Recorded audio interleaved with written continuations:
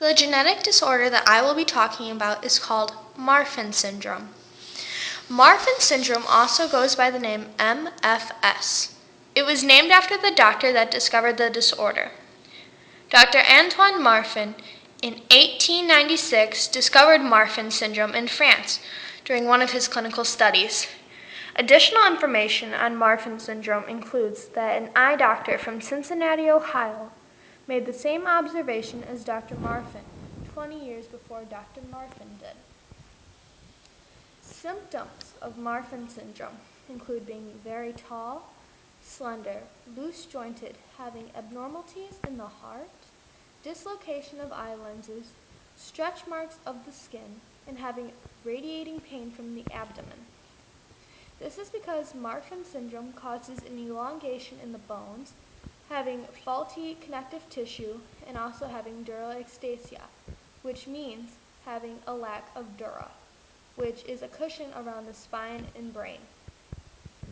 When a person should think about what Marfan Syndrome looks like, you should picture President Abraham Lincoln, because it is to be believed that President Lincoln had Marfan Syndrome due to his physical appearance. The cause of Marfan Syndrome is a mutation on the FSN1 gene on chromosome 15. 75% of people with the disease get it from their parent. A parent who has Marfan Syndrome has a 50% chance of giving the disorder to their child.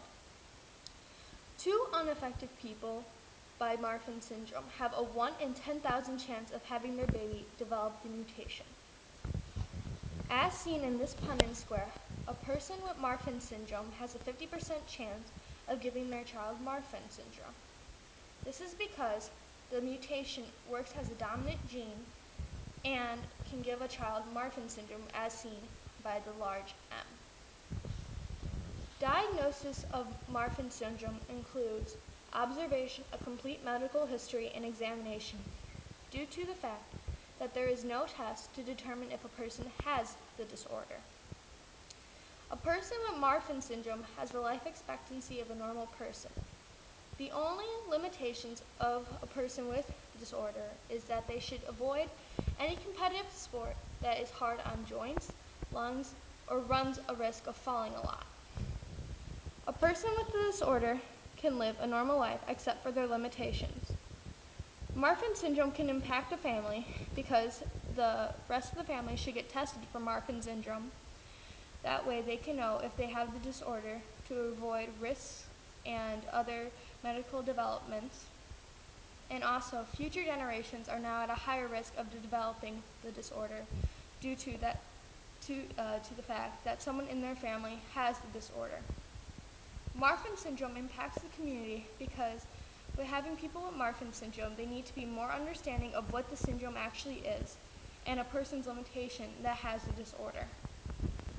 Treatment includes seeing a cardiologist, an orthopedist, and an optometrist regularly, having surgeries to fix deformities in bones, such as a raised breastbone, and taking beta blockers to help reduce stress on the heart and aorta. In the past, treatment has not been considered well for people with Marfan Syndrome because doctors did not know what to do with people with Marfan Syndrome due to the fact that they didn't know what caused the disorder.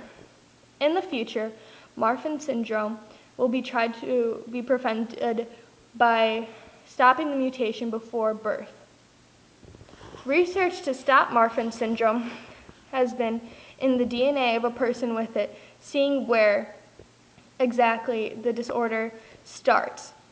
As seen in the pedigree next to the vial of DNA testing, you can see a family with Marfan Syndrome and how it progresses through. Genetic testing cannot be done for people with Marfan Syndrome because there is no way to determine if a person has it or not. So therefore, no one in a family can be tested to see if the disease is present.